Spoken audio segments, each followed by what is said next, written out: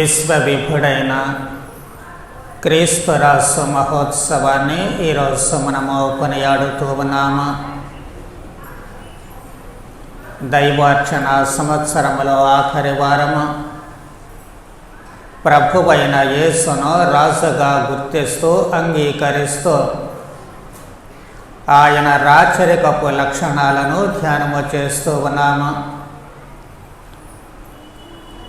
మున్ముందుగా ఆ ప్రభువు పేరుతో కలుపుకొని రాజు అని పెట్టుకున్నటువంటి ప్రతి వారికి కూడా ప్రభువైన యేసు నామమున శుభములు ఆశీస్సులు తెలియజేస్తూ ఉన్నాను. దేవుడు ప్రభువైన యేసు రాచరికము ద్వారా మీ అందరికీ కూడా తన దివ్యాశీస్సులు అందచేయాలి అని నా ప్రార్థన. గతంలో మనము ప్రభువైన యేసు ఏ విధముగా రాజు, ఆయన రాచరికానికి ఈ రాచరికానికి ఉన్నటువంటి తేడాలు ఏమిటి అని ధ్యానము చేశాము. అదేవిధముగా ప్రభువైన యేసు రారాజుగా మన మధ్యకు తిరిగి వచ్చినప్పుడు ఆయన మనలను ప్రశ్నించేటువంటిది ఏమిటి, ప్రభువు ముందుగానే లీక్ చేసినటువంటి ఆ ప్రశ్నాపత్రము, దానికి సంబంధించినటువంటి వివరాలు గతములో మనము ధ్యానం చేశాము. అయితే ఈరోజు ప్రత్యేకముగా రాజుగా ఉన్నటువంటి యేసుక్రీస్తు, ఆయనలో ఉన్నటువంటి ప్రేమ ఏమిటి, లేక రాజైనటువంటి యేసు యొక్క ప్రేమ స్వభావము ఏమిటి అని ధ్యానము చేద్దాము. అంటే ఆయన కేవలము రాజుగా మాత్రమే కాదు, కానీ ఒక ప్రేమామయుడిగా ఎలా రాజ్యాన్ని పరిపాలిస్తున్నారు అన్నటువంటి అంశాన్ని గురించి మనము ధ్యానము చేద్దాం. దేవుడు మనిషిని ఎంతగానో ప్రేమించారు, తన ఏకైక కుమారుని ఈ లోకానికి పంపించారు అని యోహాను సువార్త 3వ అధ్యాయములో మనం చదువుకుంటూ ఉన్నాము. దైవ ప్రేమ ప్రభువు ఈ లోకములో మనిషిగా రావడంలో కనిపిస్తూ ఉంటుంది. అది రాచరికపు లక్షణము. దేవుడే రాజుగా ఉన్నప్పుడు ఆ మనిషి క్షేమము కోసము, రాజ్యములో ఉండేటువంటి ప్రజల క్షేమము కోసము ఏం చేశారు, ఎలాంటి ప్రేమ చూపించారు అన్నటువంటి దానికి తార్కాణమే యేసు ఈ లోకములో జన్మించడము. దేవుడే రాజు అయినప్పుడు యేసు రాకుమారుడు అవుతూ ఉంటాడు. రాకుమారుడు మళ్ళీ రాజ్యాన్ని స్వీకరించినప్పుడు ఆయనకంటూ ఒక లక్ష్యము ఉంటుంది. ప్రతి రాజుకి ఒక లక్ష్యం ఉంటుంది. మరి రారాజు అయినటువంటి యేసుకు ఉండేటువంటి లక్ష్యము ఏమిటి అంటే, మళ్ళీ మనము యోహాను సువార్త 3వ అధ్యాయంలోనే చూస్తూ ఉన్నాము. యోహాను సువార్త 3వ అధ్యాయము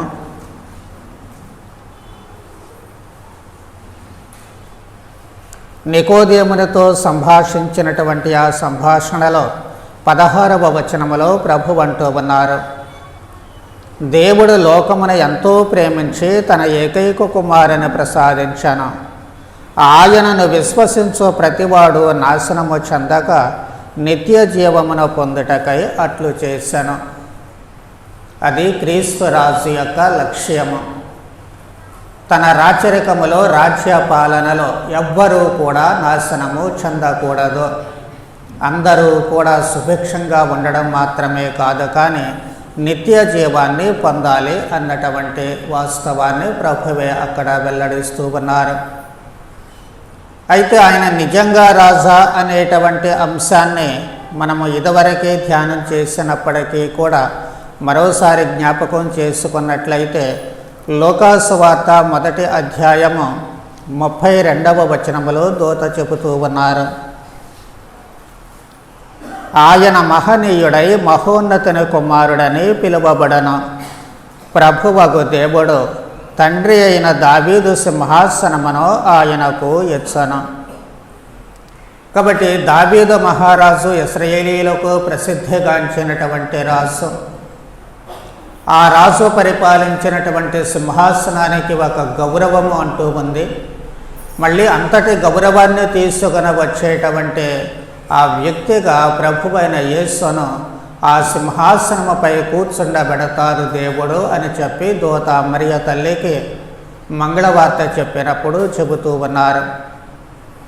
అలాగే ప్రభువును బంధించినప్పుడు ఈ పిలాతు ప్రభువుని కొట్టించిన తర్వాత, ముళ్ళ కిరీటము పెట్టించిన తర్వాత ప్రజల ముందుకు తీసుకువచ్చి ఇదిగో మీ రాజు అని చెప్పి ప్రజలకు చూపిస్తూ ఉన్నారు.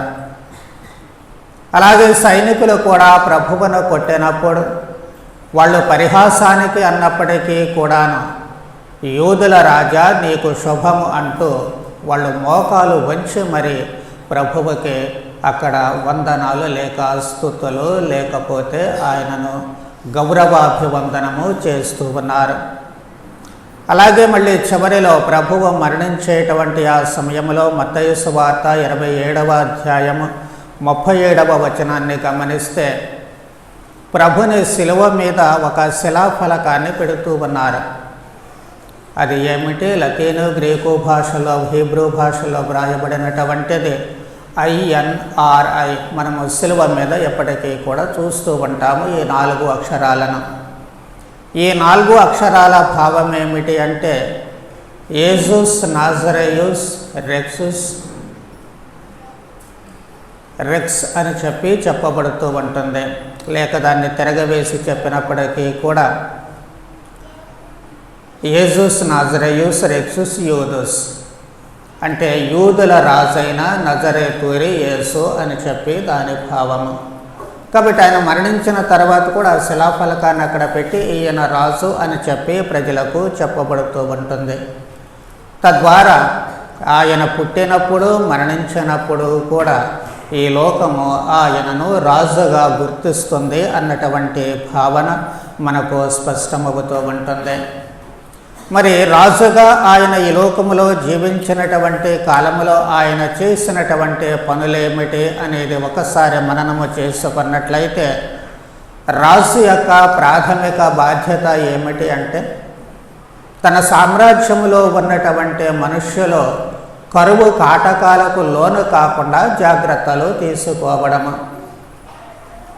వారికి ఏ విధమైనటువంటి ఆహార లోపము లేకుండా సరైనటువంటి జాగ్రత్తలు తీసుకోవాలంటే రోజు పిలిచి అన్నం పెట్టడం కాదు, కానీ ధనధాన్యాలు సమృద్ధిగా ఉండేటట్లు అవసరమైన జాగ్రత్తలు తీసుకోవడము. అది మనకు ప్రముఖంగా ప్రభువు 5,000 మందికి ఆహారాన్ని పెట్టినప్పుడే అర్థమవుతూ ఉంటుంది. అక్కడ ప్రభువు ఆకాశము నుంచి భోజనాన్ని తీసుకొచ్చి వాళ్ళకు పెట్టలేదు, కానీ ఒక బాలుని వద్ద ఉన్నటువంటి 5 రొట్టెలు 2 చేపలు అంటే అక్కడ ఉన్నటువంటి వాటితోనే వాళ్లకు ఆహారాన్ని సమకూరుస్తూ ఉన్నారు. ఉన్నటువంటి వనరులు వినియోగించుకోవడము, అది వారికి అర్థమయ్యేటట్లు చేయడము. కాబట్టి ప్రభువు యొక్క ఆ సంరక్షణ అనేటువంటిది లేక పోషణ, ప్రజలను పోషించేటువంటి వాడు రాజు కాబట్టి ఆ పోషణ అక్కడ కనిపిస్తూ ఉంటుంది. అలాగే కానాపల్లి పెళ్లిలో కూడాను అక్కడ ద్రాక్షారసము తక్కువ పడినప్పుడు మానవ జీవిత ఆనందానికి లోటు అనేటువంటిది లేకుండా చూడడం రాజు బాధ్యత. కాబట్టి అక్కడ వారికి నీటిని ద్రాక్షారసముగా మార్చి, అక్కడ కూడా మళ్ళీ అద్భుతంగా అక్కడ సృష్టించడం లేదు, నీటిని ద్రాక్షారసముగా మార్చి వారి లోపాలను సరిచేస్తూ ఉన్నారు.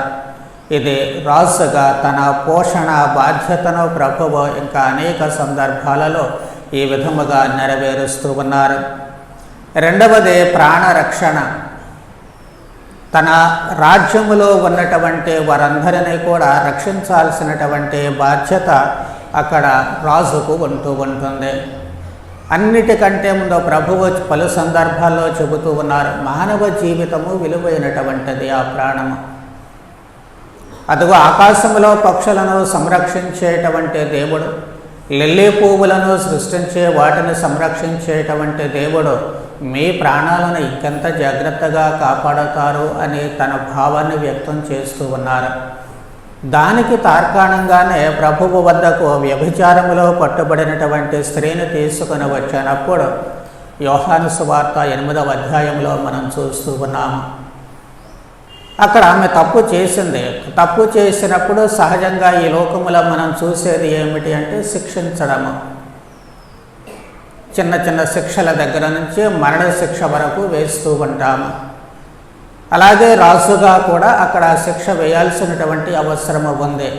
కానీ ఈయన ప్రధానమైనటువంటి లక్షణము ఏమిటి? క్రీస్తు రాజు కంటే ప్రాణాన్ని కాపాడడం, మనిషి ప్రాణాన్ని సంరక్షించడము, మానవ జీవితాన్ని సంరక్షించడము. ఆయన రాజ్యంలో ఉండేటువంటి వాళ్ళందరూ కూడా నా ప్రాణానికి ఏ ఢోకా లేదు అని చెప్పి ధైర్యంగా జీవించడము, సంతోషంగా జీవించడము, అది ప్రభువుకి కావాల్సినటువంటి తన రాజ్య సంరక్షణలో ఉన్నటువంటి అత్యంత కీలకమైనటువంటి భాగము అది. అందుకే ఆమె మరణించాల్సినటువంటి శిక్షకులోనయ్యేటువంటి పాపము చేసినప్పటికీ కూడా పాపము కంటే మానవ జీవితము ఇంకా విలువైనటువంటిది అన్నటువంటి సత్యాన్ని, తన సామ్రాజ్యంలో ఉన్నటువంటి వాళ్ళు మరణించడం కాదు కానీ మనసు మార్చుకొని మంచివాళ్ళుగా జీవించాలి అన్నటువంటి సత్యాన్ని నేర్పుతూ అక్కడ ఆమె ప్రాణాన్ని కాపాడుతూ ఉన్నారు. చచ్చిపోయాను అనుకున్నటువంటి ఆమె చచ్చిపోలే. రాళ్ళు తీసుకుని కొడుతున్నారు, మరుక్షణంలో రాళ్ల వర్షం కురుస్తుందని ప్రాణం ఒగ్గబట్టుకుని ఉన్నటువంటి ఆమె మీద రాళ్ల వర్షం కురిపించల. అమ్మా, నేను కూడా నిన్ను శిక్షించను, ఇక మీదట పాపము చేయకము. అది ఆయన రాచరికములో ఉన్నటువంటి గొప్పదనము. ఒక ప్రాణానికి ఇచ్చేటువంటి విలువ. మంచివాళ్ళ చెడ్డవాళ్ళ అది వేరే విషయం, కానీ ఎవరైనా సరే అది ప్రాణం. ప్రతి వారిది ప్రాణమే. మనం ప్రాణం తీయగలమే కానీ ప్రాణం ఇవ్వలేము. కాబట్టి ఆ ప్రాణాన్ని సంరక్షించాల్సినటువంటి బాధ్యత ప్రాథమికంగా ఇదిగో రాజ్యాన్ని పరిపాలించేటువంటి ఆ రాజుకు ఉంది. కాబట్టి ప్రభువు అక్కడ ప్రాణాలను కాపాడుతూ ఉన్నారు. మూడవది మానవ జీవన సంరక్షణ. తన ప్రజలను రాజు సంరక్షిస్తూ ఉండాలి. అందుకే మనము యోహాను సువార్త 10వ అధ్యాయము 11వ వచనాన్ని గమనించినట్లయితే అక్కడ ప్రభువు చాలా స్పష్టంగా చెబుతూ ఉన్నారు, నేను మంచి కాపరిని అని చెప్పి అంటూ ఉన్నారు. మంచి కాపరిగా ఆయన చేసేటువంటిది ఏమిటి? తన ప్రజల కోసము తన ప్రాణాలు సహితము సమర్పిస్తాను అని చెప్పి ప్రభు అంటూ ఉన్నారు. నేను మంచి కాపరని 10వ అధ్యాయము 14-15 వచనాల్లో మనం చదువుకుంటున్నాము. నన్ను నా తండ్రి ఎరిగి ఉన్నట్లు నేను నా తండ్రిని ఎరుగుదను, అట్లే నేను నా గొర్రెలను నన్ను నా గొర్రెలను ఎరుగను. నేను నా గొర్రెల కొరకు నా ప్రాణమును ఇచ్చెదను. రాజు తన ప్రాణాలైనా సరే పణంగా పెట్టి తన రాజ్యాన్ని సంరక్షించుకుంటూ ఉంటాడు. రాజ్యం అంటే ప్రజలకు ఏ విధమైనటువంటి హాని జరగకుండా అనునిత్యము కూడా సంరక్షించుకుంటూ ఉంటాడు. అదే విధముగా ప్రభువు నా గొర్రెల కోసం నేను ప్రాణమైనా ఇస్తాను అని చెప్పి చాలా స్పష్టంగా చెబుతూ ఉన్నారు. ఈ విధంగా ఆయన తన సంరక్షణ, ప్రజల సంరక్షణను తన భుజ స్కంధాల మీద వేసుకుంటూ ఉన్నారు. ఆయన చేసి చూపించినటువంటి రక్షణ వ్యవస్థ అది. దీనికోసం ఆయన ఏం చేస్తూ ఉన్నారు? మామూలుగా మనకు ఉన్నట్లు సైన్యాన్ని తయారు చేయలేదు, లేకపోతే మారణాయుధాలు తయారు చేయలేదు. ఆయన తయారు చేసినటువంటి ఆయుధం ఏమిటి అంటే, ఇదిగో నా రక్తము, ఇదిగో నా శరీరము. తన శరీర రక్తాలను ఆయుధంగా ఇస్తూ ఉన్నారు. వాళ్ళనే సైన్యము కంటే తన శరీర రక్తాలనే సైన్యముగా తయారు చేస్తూ ఉన్నారు. ఏ విధమైనటువంటి సైన్యము అది? ఆ శరీర రక్తాలను స్వీకరించేటువంటి వాళ్ళు క్రీస్తు మాదిరిగా తయారవుతూ ఉన్నారు, మరో క్రీస్తులా తయారవుతూ ఉన్నారు. ఎప్పుడైతే వాళ్ళు మరో క్రీస్తులా తయారవుతూ ఉన్నారో వాళ్ళలో ప్రేమ, సేవ, క్షమ ఏర్పడుతూ ఉంటాయి. అందరిలో ప్రేమ ఉంటుంది. అందరిలో ప్రేమ ఉంటే వాళ్ళే ఇతరుల ప్రాణాలను సంరక్షిస్తూ ఉంటారు. అందరిలో ప్రేమ భావము ఉన్నట్లయితే వాళ్ళే ఇతరులను అన్ని వేళలా కూడా కాపాడుతూ ఉంటారు. అందరిలో ప్రేమభావము ఉన్నట్లయితే ఒకరినొకరు పంచుకుంటూ తమ వద్ద ఉన్నటువంటిది అందరూ కూడా పంచుకుంటూ ఎవరికి ఏ విధమైనటువంటి కొరత లేకుండా సంతోషంగా జీవించడానికి అవకాశము ఉంటుంది. అంతకంటే రాజ్య సంరక్షణకు గొప్ప ఆయుధం అంటూ ఏది కూడా మనకు కనిపించదు. అందుకే అందరూ తనలా ఉండాలి, అందరూ తనలా మారాలి అన్నటువంటి ఆ లక్ష్యముతోటే ప్రభువు ఇదిగో నా శరీరము, ఇదిగో నా రక్తము, తినండి త్రాగండి అని చెప్పి అంటూ ఉన్నారు. ఇది నిజమా, జరుగుతుందా అనేటువంటి సందిగ్ధత రాకుండా ఉండడం కోసమే తాబోరు పర్వతం మీద తన మారు రూపాన్ని ప్రదర్శిస్తూ ఉన్నారు. ప్రభువు తాబోరు పర్వతము మీద తన మారు రూపము దాల్చినప్పుడు ప్రభువుతో పాటు మోషే ఎలీలు ఇద్దరూ కూడా కనిపిస్తూ ఉన్నారు. వాళ్ళ రూపాలకి ప్రభువు రూపానికి ఏమాత్రమూ తేడా లేదు. ప్రభువు మాదిరిగానే వాళ్ళు కూడా తయారవుతూ ఉన్నారు.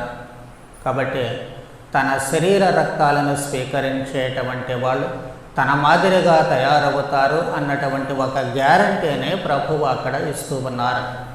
మరి తన మాదిరిగా మారేటువంటి వాళ్ళు ఈ లోకములో జీవించినంత వరకు కూడా ఇదిగో ఇప్పటి వరకు అనుకున్నట్లు ఆ ప్రేమ లక్షణాలు వాళ్ళలో ఉంటాయి, ఆ ప్రేమ భావము వాళ్ళలో ఉంటుంది. అప్పుడు ఏ విధమైనటువంటి విభేదాలు లేకుండా నిత్యము సంతోషముగా జీవించడానికి అక్కడ అవకాశము కలుగుతూ ఉంటుంది. అందుకే ప్రభువు అక్కడ తన శరీర రక్తాలను శిలువలో పరాకాష్ఠగా ఇస్తూ ఉన్నారు. ఈ ప్రేమకు ఉండేటువంటి స్వభావము ఏమిటి అనేది మనకు చిన్నప్ప గారు కొరింథీయులకు వ్రాసినటువంటి పత్రిక మొదటి పత్రికలో 13వ అధ్యాయంలో ప్రారంభ వచనాలలోనే చాలా స్పష్టంగా చెబుతూ ఉన్నారు. మానవ భాషలను, దేవదూతల భాషలను కూడా నేను మాట్లాడగలిగినను, నాకు ప్రేమ లేనిచో నా వాక్కు మ్రోగడి కంచుతోనో గణగణలాడడి తాళముతోనో సమానము. ప్రారంభ వచనాలలో ప్రేమకు ఉన్నటువంటి ప్రాధాన్యత ఏమిటి అనేది ఆయన చెబుతూ ఉన్నారు. అయితే ఆ ప్రేమలో ఉన్నటువంటి దాగి ఉన్నటువంటి సత్యం ఏమిటి, ఆ ప్రేమలో ఉన్నటువంటి గొప్పదనం ఏమిటి అనేది 4వ వచనములో ఆయన చెబుతూ ఉన్నారు.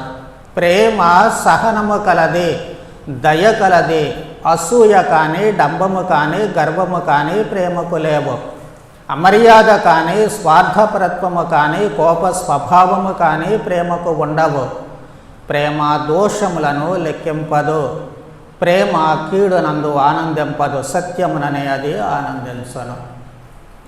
ఆ ప్రేమకున్నటువంటి లక్షణాలు చాలా స్పష్టంగా చక్కగా చెబుతూ ఉన్నారు ఆయన. కాబట్టి దానిలో ఉండేటువంటి నిబిడీకృతమై ఉండేటువంటివి ఏమిటి అంటే సహనము, దయ, ఓర్పు. ఈ 3 లక్షణాలు ప్రేమలో ఉంటాయి. కాబట్టి దేన్నైనా సహిస్తూ ఉంటుంది ఆయన అంటూ ఉన్నారు. అవతల మనిషి తనకు ద్రోహం చేసినా సహిస్తూ ఉంటుంది, అవతల మనిషి తనను అగౌరవపరిచినా సహిస్తూ ఉంటుంది, అవతల మనిషి తనకు ఎంత ద్రోహము చేసినా సహిస్తూ ఉంటుంది. అదే ప్రభువులో కూడా మనం చూస్తాం. సాక్షాత్తు తనకు ద్రోహము చేస్తూ తన ప్రాణాలనే హరించేటువంటి యోధా ఇస్కారియోతు ఆయనతో పాటు ఉన్నారు. తను జీవించినంతకాలం ఆయన సహించారు, ఒక్క మాట అనలేదు. ఆయనను హెచ్చరించారు, కానీ తన శిష్యగణంలో నుంచి తీసివేయాల, ఆయన్ని దూరంగా పెట్టలేదు. కడ వరకు కూడా సహించారు. ఎంతగా సహించారు అంటే ఆయన తనను ముద్దు పెట్టుకుని శత్రువులకు అప్పగించేటువంటి సమయంలో కూడా స్నేహితుడా అన్నారే తప్ప ఒరే దుర్మార్గుడా అని చెప్పి అనలేదు. అక్కడ కూడా ఒక స్నేహితుడిగా చూశారు. అంటే ఎంతగా ఆయనను సహించారు అనేటువంటిది మనకు అర్థమవుతుంది. ఆయన జీవితం అంతా కూడా దయతో కూడుకున్నటువంటిదే. ఎవరికి ఎప్పుడు ఎక్కడ ఏ అవసరం వచ్చినా ఆయన అడిగినా అడగకపోయినా ప్రభువు అందరికీ సహాయం చేస్తూ ఉన్నారు. తన శక్తియుక్తుల అన్నిటినీ కూడా అక్కడ వారికి పెడుతూ ఉన్నారు, వడ్డుతూ ఉన్నారు, వారికి సహాయం చేస్తూ ఉన్నారు. అలాగే ఓర్పుతో అన్నిటినీ కూడా భరిస్తూ ఉన్నారు. చివరకు తన శిష్యుల సహితము అనేక సార్లు అవిశ్వాసాన్ని వ్యక్తపరచినప్పటికీ కూడా వాళ్ళను సహించారు.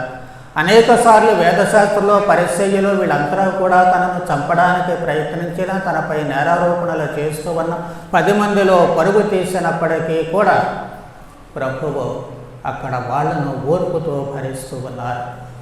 ఎందుకు అంతటి ఓర్పు భరించి ఒక్క మాట చెబితే పరిచర్యలు వేదశాస్త్రంలో నామరూపాలు లేకుండా పోతారు.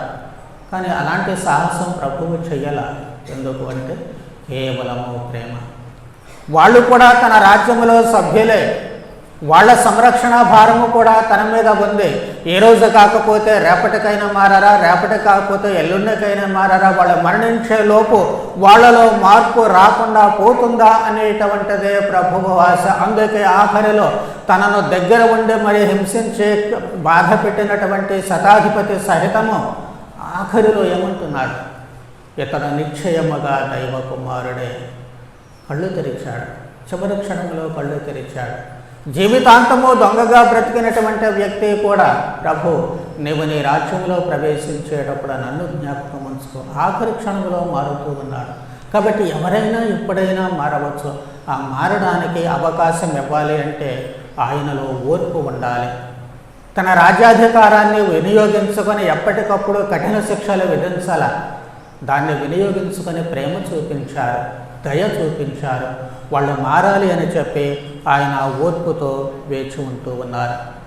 అందుకే చిన్నప్ప గారు అంటున్నారు, ప్రేమ కీడునందు ఆనందింపదు. వేరే వాళ్ళు బాధపడుతుంటే చూసి ఆనందించేటువంటిది కాదు ప్రేమ ఎప్పుడూ కూడా.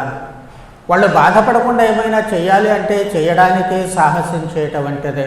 అలాగే దానికి కోపము, స్వార్థము కూడా ఉండవు అని ఆయన చాలా స్పష్టంగా చెబుతూ ఉన్నారు.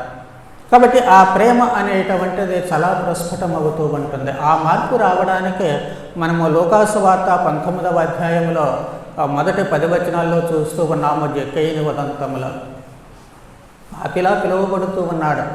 ఆయన మారాలి అనేటువంటిదే. అందుకే ప్రేమ చూపించారు, స్నేహాన్ని చూపించారు. ఆ స్నేహాన్ని ఆస్వాదించినటువంటి జక్కయ్యుడు అడగకుండానే మారాడు.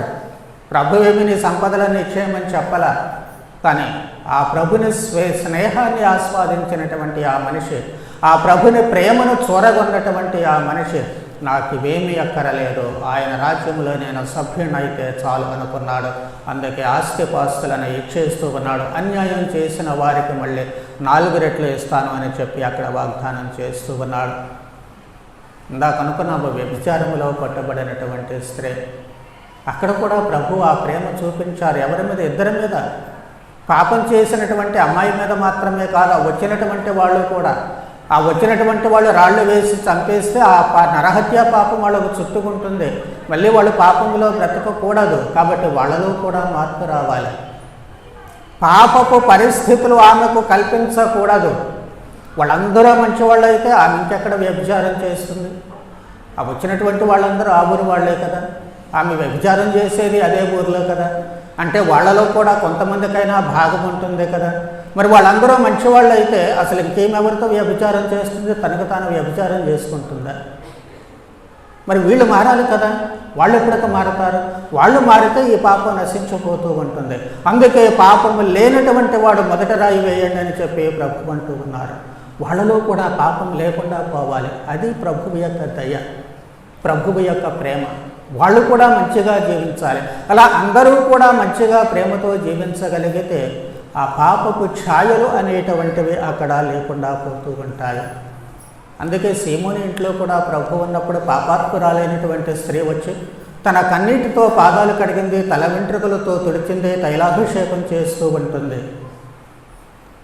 సీమోను మనసులో గొనుక్కున్నాడు, నేను మంచివాడు అంటుకునేటువంటి స్త్రీ ఎవరు కనిపించలేడా అని. మన బుద్ధి కూడా అదే చాలాసార్లు. ఎవరన్నా చెడ్డవాళ్ళతో మంచివాళ్ళు మాట్లాడారు అంటే కంతే వాళ్ళ పని అయిపోయినట్లే. వాళ్ళ మంచితనం అంతా గాలిలో కలిసిపోతారు. ఎందుకంటే అవతల చెడ్డోళ్ళు కాబట్టి వీళ్ళు కూడా చెడ్డోళ్ళే.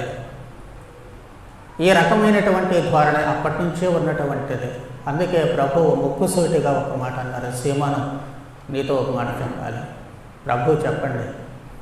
చిన్న ఉపమానం చెప్పారు. అప్పు తీసుకున్నటువంటి వాళ్ళు క్షమించబడినటువంటి సందర్భం. ఎక్కువ అప్పు తీసుకున్నటువంటి వాళ్ళు క్షమించబడితే ఎక్కువగా ప్రేమిస్తారు అని చెప్పి సీమోనే సమాధానం చెప్పాడు. అప్పుడు చెబుతూ ఉన్నారు ఈమె ఎక్కువ పాపాలే చేసింది, కానీ ఆమెలో కలిగినటువంటి ఆ పశ్చాత్తాపము, ఆమె చేసినటువంటి ఏ పని ఆమె పాపాలను పరిహరిస్తూ ఉంటుంది. ప్రభువు దగ్గరకు రావాలి, దైవ సన్నిధికి రావాలి అని ఆమెలో ఆలోచన అనేటువంటిది వచ్చింది.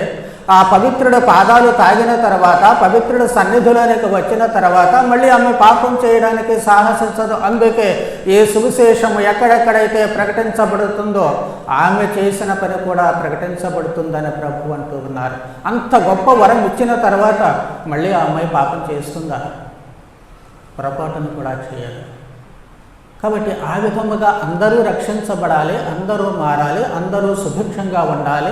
పాప స్వభావము పోయి కేవలము ప్రేమ స్వభావమే. అందరూ సహకరించినట్లయితే మనిషిలో ఉన్నటువంటి పాప స్వభావం పోతుంది. మనం ఎప్పుడూ సహకరించం, అదే మనలో ఉన్నటువంటి చాలా దుర్లక్షణము. మాట్లాడుకోవడానికైతే సవాలక్ష మాట్లాడుకుంటాం, వెనకాల చేరి, కానీ ముందుకు వచ్చి ఒక మనిషిని సరిచేసేటువంటి ప్రయత్నం ఎన్నిసార్లు చేస్తాము, ఎవరం చేస్తూ ఉన్నాము? చాలాసార్లు చేయండి, చాలా తక్కువ సార్లు అలాంటివి చేస్తూ ఉంటాము. కానీ ప్రభు ఏం చెబుతూ ఉన్నారు? మాటలతో చెప్పకపోయినా క్రియలతో చూపిస్తూ ఉన్నారు. మనిషి మారేటువంటి పరిస్థితులను మనం కనిపించాలి. వాళ్ళను దూరంగా పెట్టడం కాదు, కానీ వాళ్ళతోటే ఉంటూ, వాళ్ళ మధ్యలోనే ఉంటూ, వాళ్ళతోటే స్నేహం చేస్తూ వారి ఆలోచన సరళిని మార్చాలి, వాళ్ళ జీవన విధానాన్ని మార్చాలి, వాళ్ళ దృక్పథాలను, వాళ్ళ భావాలను మార్చాలి.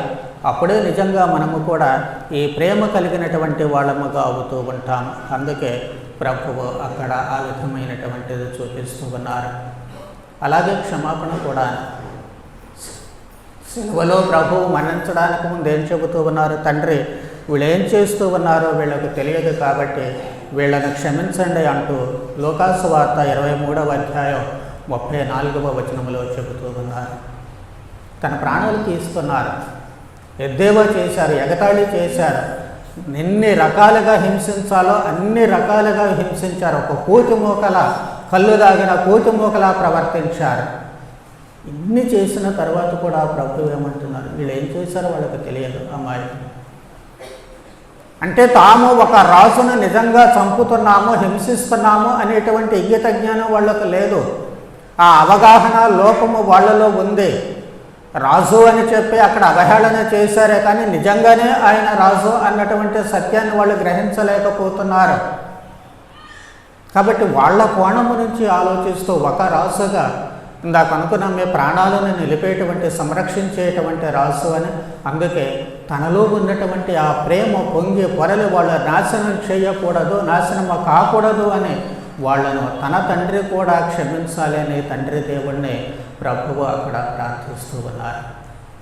నిజమైనటువంటి ప్రేమలో నుంచి పుట్టుకొచ్చినటువంటి క్షమాపణ, ఏదో గొప్ప కోసం అక్కడ క్షమాపణ చేయటం కాదు, కానీ ప్రేమలో నుంచి పుట్టుకొచ్చినటువంటి క్షమాపణ. అందుకే చివరిలో దొంగ కూడా, ఒక దొంగేమో నిందిస్తూ ఉన్నాడు, నీవు రాజువైతే మమ్మల్ని కూడా రక్షించు అని. కానీ రెండవ దొంగ, మనిద్దరం అదే శిక్షణ అనుభవిస్తూ ఉన్నాము, ఎందుకు మళ్ళీ నోరు జారుతావు?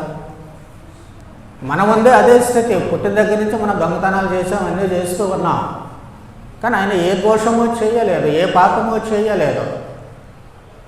కాబట్టి మనము ఆయనను నిందించడం సరైనటువంటిదే కాదు. మన పాపాలకు తగిన శిక్షను మనం అనుభవిస్తున్నాం, కానీ ఆయన తన పాపాలకు కాదు, ఆయన చేసిన పుణ్యానికి శిక్ష అనుభవిస్తూ ఉన్నాడు. అందుకే ప్రభు, నీవు నీ రాజ్యములో ప్రవేశించినప్పుడు మనం గుర్తుంచుకోవాల్సినటువంటి మాటలు అవి. నీ రాజ్యములో ప్రవేశించినప్పుడు అంటే ఆయనను రాజుగా గుర్తిస్తూ ఉన్నాడు ఆ దొంగ. అంతకుముందు ప్రభువును కలిశాడో లేదో మనకు తెలియదు, ప్రభు మాటలు విన్నాడో లేదో మనకు తెలియదు. కానీ ఆ సిలువలో వేయబడినప్పుడు మాత్రము ప్రతి వాళ్ళు వచ్చే ప్రభువుని దూషిస్తూ ఉన్నారే, ప్రతి వాళ్ళు వచ్చే ప్రభువు చేసినటువంటి పనులు చెప్పి మరి వాటిని ఎగతాళిగా చేస్తూ ఉన్నారే, వాటిలో ఉన్నటువంటి సత్యాన్ని గ్రహించాడు. అది అసలైనటువంటి బుద్ధి. ఆ సత్యాన్ని గ్రహించినటువంటి ఆ దొంగ ఏం చెబుతూ ఉన్నాడు? ప్రభు, నీవు నీ రాజ్యంలోకి వెళ్ళినప్పుడు నీ మనస్సులో నాకు కొంచెం చోటివ్వు, నన్ను జ్ఞాపకం ఉంచుకో, నీ జ్ఞాపకాలలో నాకు చోటివ్వు చాలు. నీతో పాటు దొంగతనాలు చేసి, దోపిడీలు చేసి, సిలువ వేయబడినటువంటి ఇదిగో ఒక మనిషి ఉన్నాడు అని జ్ఞాపకం ఉంచుకో చాలు.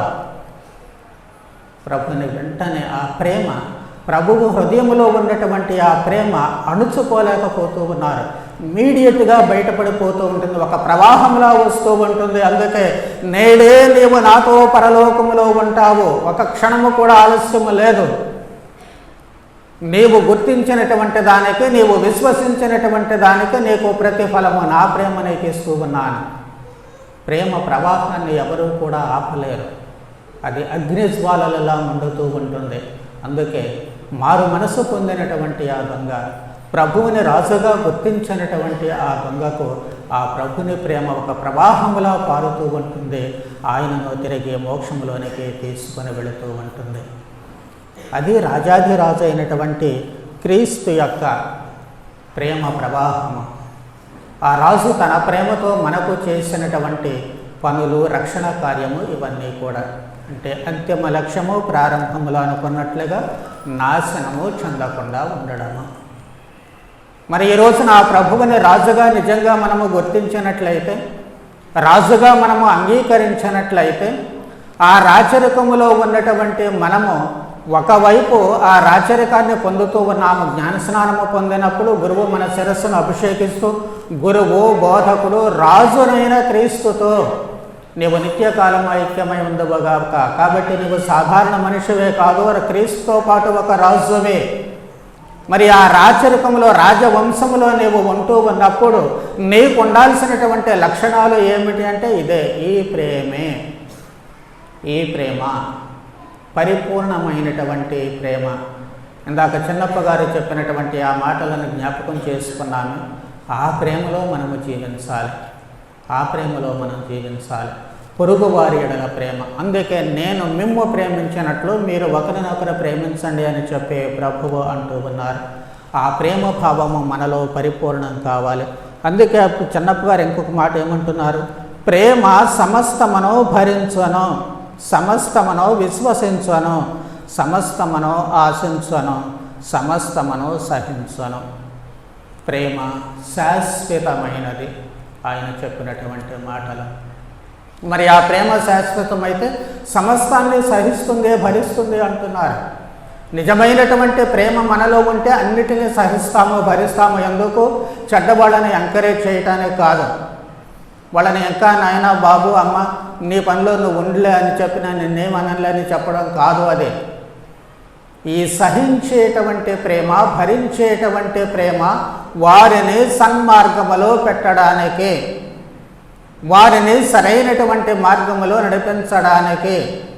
నీలో నిజమైనటువంటి ప్రేమ ఉన్నట్లయితే, నీవు ప్రేమిస్తున్నావు అన్నటువంటి భావన అవతల మనిషికి తెలిసినట్లయితే, నీలో ప్రేమ భావము తప్ప మరొకటి లేదు అన్నట్లయితే అవతల మనిషి నీకు దాసోహం అవుతారు. నీవు చెప్పినటువంటి మాట వింటారు, నీకు విధేయిస్తారు, నీ మాటను గౌరవిస్తారు. అలాంటి గౌరవ స్థానానికి నీవు వచ్చినప్పుడు, అలాంటి గౌరవాన్ని నీవు సంఘములో సంపాదించుకున్నప్పుడు, అలాంటి గౌరవాన్ని నీ కుటుంబంలో నీవు సంపాదించుకున్నప్పుడు నీ మాట చెల్లుబాటు అవుతుంది. నీవు ఒక మనిషిగా మంచి మాట చెప్పేటప్పుడు నీ మాటను ఖచ్చితంగా చచ్చినట్లు వాళ్ళు వింటారు, వాళ్ళు విధేయిస్తారు. అప్పుడు జరిగేటువంటిది పర్యవసానంగా వాళ్ళలో మార్పు వస్తుంది, వాళ్ళలో మార్పు వస్తుంది. ఒకరోజు కాకపోతే ఒకరోజుకైనా ఖచ్చితంగా మార్పు వస్తుంది. దానికోసం మనం చూడాలి. మనము రాజులం అవుతూ ఉన్నాం కాబట్టి ఆ రాచరికపు లక్షణాలు మనలో కావాలి. ఆ ప్రేమ, సహనము మనలో ఉండాలి. కొంతకాలం వేచి ఉండాలి. ఆ ఓర్పు అనేటువంటిది మనలో కూడా ఉండాలి. అలాగే క్షమాపణ లక్షణము మనలో ఉండాలి. అలా ఉన్నప్పుడు మాత్రమే మనము నిజమైనటువంటి ఈ రాజ్య సభ్యులముగా ఉండడానికి అవకాశం కలుగుతుంది. దానికి మనలో ఉండాల్సిన ప్రధాన లక్షణం ఏమిటి అంటే ప్రభువు సిలువలో చెప్పినటువంటి మాట, తండ్రి నా ఆత్మను నీ చేతులలో అప్పగిస్తూ ఉన్నాను. తాను ఏమి చేసినప్పటికీ కూడా తన జీవితాన్ని దైవ హస్తాలలో ఉంచుతూ ఉన్నారు. దైవ ప్రేరణ ప్రకారమే తాను జీవితాన్ని కొనసాగిస్తూ ఉన్నారు. అలా దైవ చిత్తానుసారము మన జీవితాలను కొనసాగించాలి. మన జీవితాన్ని దేవుడి చేతుల్లో పెట్టాలి. నేట ముంచినా పాల ముంచినా నీదే భారము దేవా అంటూ మన జీవితాన్ని ప్రభువైన యేసు చేతిలో, తండ్రి దేవుని చేతుల్లో మనం ఎప్పుడైతే ఉంచుతూ ఉంటామో మన జీవితము సక్రమంగా సాఫీగా సాగడానికి అవకాశం ఉంటుంది. మన జీవితం మాత్రమే కాదు, మన ఇంట్లో వాళ్ళ జీవితాలు, మన ఇంట్లో వాళ్ళ జీవితాలే కాదు, మన చుట్టూ ఉన్నటువంటి వాళ్ళ జీవితాలు కూడా అక్కడ సాఫీగా సాగడానికి అవకాశం కలుగుతూ ఉంటుంది. ప్రేమామయుడైనటువంటి రాజుగా క్రీస్తును అంగీకరిస్తే ఆ రాజుగా నీవు మారు. అంతే, ఇంకా రెండవ మాట లేదు అక్కడ. ప్రేమామయుడైనటువంటి రాజుగా ప్రభువును ఈరోజు మనం ఆహ్వానించినట్లయితే ఆ ప్రభువు యొక్క ప్రేమను ఆస్వాదించగలిగినట్లయితే మనము కూడా అదే ప్రేమతో జీవించాలి. ఇక నుంచి చేసేటువంటి ప్రతి పనిలో కూడా దీనిలో ప్రేమభావం ఉందా లేదని ఒక చిన్న ఆలోచన చేసుకోండి చాలు. నేను చేసేటువంటి ఏ పనిలో, నేను మాట్లాడేటువంటి ఏ మాటలో, నేను నడిచేటువంటి ఏ ప్రవర్తనలో, నా భావాలలో ఇదిగో క్రీస్తు ప్రేమ ఉందా లేదా, క్రీస్తు భావము ఉందా లేదా, ఆ ఒక్క పర్యాలోచన చాలు. మన జీవితాలు మారతాయి, అలాగే మన ద్వారా ఇతరుల జీవితాలు కూడా మారతాయి. అదే మన జీవన లక్ష్యము. లేకపోతే మనము క్రీస్తు రాజు రాజ్యంలో సభ్యులము కాలేము. ఆ దైవ కుమారులుగా, పుత్రులముగా ఈ లోకములో మనము జీవించనలేము. అంటే చివరికి మన నాశనాన్ని మనమే కొని తెచ్చుకున్న వాళ్ళము అవుతాము. ప్రభువు ప్రశ్నపత్రాన్ని లీక్ చేశారు. ఏంటి, నీవు ఆకలేని వాళ్ళకు అన్నం పెట్టావా, లేకపోతే నిరాశ్రయులకు ఆశ్రయం ఇచ్చావా, బట్టలేని వాళ్ళకు బట్టలు ఇచ్చావా, ముందే చెప్పేశారు. మరి ఆ ప్రశ్నపత్రం సరిగ్గా పూర్తి చేయాలంటే ఆ పనులు చేయక తప్పదు. అలా చేయగలిగినప్పుడు ఆ ప్రేమను పంచుతామంటే ఇంకేమీ లేదు. ఒకదానికొకటి లిక్కై ఉన్నటువంటివి అక్కడ. కాబట్టి ఈరోజు నా ప్రభువుని రాజుగా అంగీకరించేటువంటి మనమంతా కూడా ఆయన చూపించినటువంటి ఆ ప్రేమ భావాన్ని మనసులో ఉంచుకొని మనము కూడా ప్రేమైక వ్యక్తులముగా జీవించడానికి మరో క్రీస్తులా ఈ లోకములో ఆయన రాచరికములో చూపించినటువంటి ప్రేమ, సేవ, క్షమలు, దయా, దాక్షిణ్యాలు, ఓర్పు ఇవన్నీ కూడా మనలో పుష్కలంగా ఉండేటట్లు, తద్వారా మనం మాత్రమే కాదు కానీ మన ఇంట్లో వాళ్ళు, మన చుట్టూ ఉన్నటువంటి వాళ్ళు కూడా రక్షింపబడాలి అని, అందుకు మనకు చేతనైనటువంటి సహకారం అందించడానికి అవసరమైనటువంటి జ్ఞానము, బుద్ధి వికాసాన్ని మనందరికీ ప్రసాదించమని ప్రార్థన చేద్దాం. దేవుడు మిమ్ము మీ కుటుంబములను దీవించుదరగాక.